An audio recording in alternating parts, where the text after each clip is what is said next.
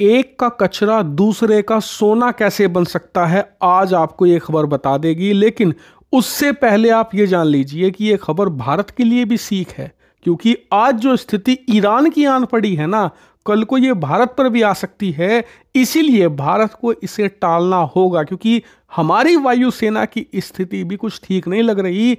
हम लगातार उन्हें कमजोर कर रहे हैं। जी हाँ, चाहे ये बात आपको अच्छी लगे या ना लगे, लेकिन माननी जरूर पड़ेगी सबको कि हमने अपनी वायुसेना की जरूरतों को लगातार दरकिनार किया है, जिससे कि वो कमजोर पड़ती जा रही है। क्योंकि देखिए, हम अपनी थल सेना के लिए, नौसेना के लिए हर वो काम कर रहे हैं जो जरूरी है, लगातार सपोर्ट दे रहे हैं। लेकिन जब बात वायुसेना की आती है ना, तब हमारी अप्रोच वो हो जाती है कि जब तक हमारी पूंछ में आग ना लगे, जब तक चीन बंदूक लेकर सर पर ना खड़ा हो जाए, हम वायुसेना को मजबूत करने के बारे में नहीं सोचते। और इसका शानदार उदाहरण है राफेल की डील। आपको याद होगा कि राफेल की डील से पहले हम MRF डील करने वाले थे, जिसे MMRCA कहा जाता था।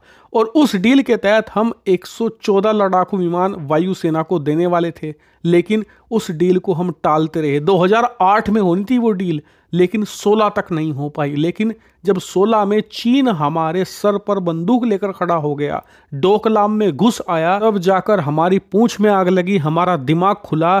तब हम भागे फ्रांस के पास कि किसी तरीके से 36 राफेल दे दो, इससे ही फिलहाल हम काम चला लेंगे, क्योंकि चीन हमारे दरवाजे तक आन पहुंचा है, उसका हमें मुकाबला करना है। और उस समय हमारी जरूरत थी, हमें नुकसान भी हुआ उस डील में। फ्रांस ने जो मुंह मांगी कीमत हमसे मांगी, हमें देनी पड़ गई। और उसके बाद तो जैसे कि भारत कुंभकर्ण की नींद सो गया वायुसेना के मामले में। हमने कभी उठकर देखा नहीं कि क्या 36 राफेल से हम मुकाबला कर भी पाएंगे चीन का या नहीं। हम चुपचाप बैठे हुए हैं और हम अपनी वायुसेना को कमजोर कर रहे हैं। और वायुसेना कमजोर करने का नतीजा क्या होता है, ये खबर देख लीजिए। रिपोर्ट्स आ रही हैं कि ईरान पाकिस्तान का JF-17 लड़ाकू विमान खरीदना चाहता है। यहां तक कि ईरान इस हद तक डेस्परेट हो गया है कि पुराने, जिसे पाकिस्तान की वायुसेना इस्तेमाल कर रही है, वो JF-17 तक लेने को ये तैयार है। ऐसा क्यों? ऐसा है इनकी वायुसेना की स्थिति। आप जानकर हैरान होंगे कि ईरान की वायुसेना की स्थिति इतनी बदतर है कि ये आज भी, अमेरिका ने जो 1960 में इन्हें लड़ाकू विमान दिए थे, 1970 में लड़ाकू विमान दिए थे, जब शाह ऑफ ईरान का राज था ईरान पर, तब के लड़ाकू विमान आज तक इस्तेमाल कर रहे हैं ये लोग। और ऐसा नहीं है कि उसके बाद खरीदने के ऑप्शन नहीं थे, उसके बाद भी ये चाहते तो रूस से खरीद सकते थे एक से बढ़कर एक लड़ाकू विमान, लेकिन तब इन्होंने इस पर ध्यान नहीं दिया। लेकिन अब इनके सर पर आन पड़ी है मुसीबत, इनकी पूंछ में आग लगी है, क्योंकि अमेरिका ईरान के आसपास बहुत ही बड़ा विशालकाय बेड़ा लड़ाकू विमानों का तैनात कर रहा है।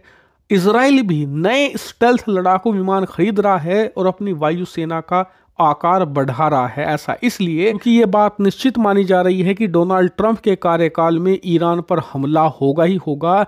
डोनाल्ड ट्रंप हर हालत में ईरान की जो रिजीम है उसे ख़त्म करके ही मानेंगे। वो अपनी लेगेसी बनाना चाहते हैं कि उनके राष्ट्रपति शासनकाल में ईरान का खात्मा हुआ। इसीलिए वो इजराइल को ताकतवर करना शुरू कर चुके हैं। खुद अमेरिकी सेना ईरान के आसपास मजबूत हो रही है। इसीलिए इन दोनों देशों के हवाई हमलों को रोकने के लिए इन्हें चाहिए लड़ाकू विमान, ताकि ये किसी तरीके से टिक भी पाएं इजराइल अमेरिका के सामने। और इसीलिए ईरान पहुंचा रूस के पास। इन्होंने रूस से Su-35 लड़ाकू विमान मांगे, रूस ने दे दिए, लेकिन बहुत ही कम संख्या में, क्योंकि रूस के पास भी बहुत कम पैसा है, वो ज़्यादा सपोर्ट नहीं कर सकता ईरान की। और ईरान के पास भी इतना पैसा नहीं है कि वो Su-35, जो कि बहुत एक्सपेंसिव लड़ाकू विमान है, उन्हें खरीद पाए। इसलिए थोड़ी संख्या में खरीद लिया, लेकिन उससे काम नहीं चलने वाला। इसके बाद ईरान भागा चीन के पास। यह आपका एक J-10C नाम का लड़ाकू विमान है, जो कि अमेरिका के F-16 की कॉपी है, वो हमें दे दो। चीन ने कहा ठीक है दे देंगे, लेकिन आपको पैसे देने पड़ेंगे। ईरान ने कहा कि हम आपको पैसे तो नहीं दे पाएंगे, लेकिन हम आपको कच्चा तेल बेच देंगे।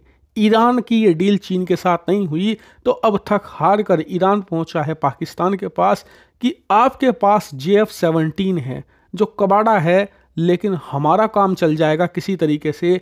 आप हमें बेच दो। और इसीलिए फिलहाल ईरान बात कर रहा है पाकिस्तान के साथ JF-17 के ब्लॉक 3 वेरिएंट को खरीदने की डील पर। यानी कि आप देखिए, पिछले 20-25 सालों से इन्होंने अपनी वायुसेना को बिल्कुल इग्नोर करके रखा। अगर ये चाहते तो हर साल थोड़े थोड़े पैसे जमा करके रूस से सुखोई 30 या सुखोई 35 खरीदते रहते, तो आज इन्हें ये दिन नहीं देखना पड़ता। Su-35 एक ऐसा शानदार लड़ाकू विमान है जो एक्चुअल में अमरीकी और इजरायली वायुसेना को ना सिर्फ टक्कर दे सकता है बल्कि धूल चटाने की भी क्षमता रखता है। लेकिन समय इनके हाथ से निकल चुका है और यही कारण है कि वे दुनिया का कबाड़ा खरीदते फिर रहे हैं, उससे सुरक्षा करने की कोशिश कर रहे हैं, जो कि एक बेकार कोशिश है।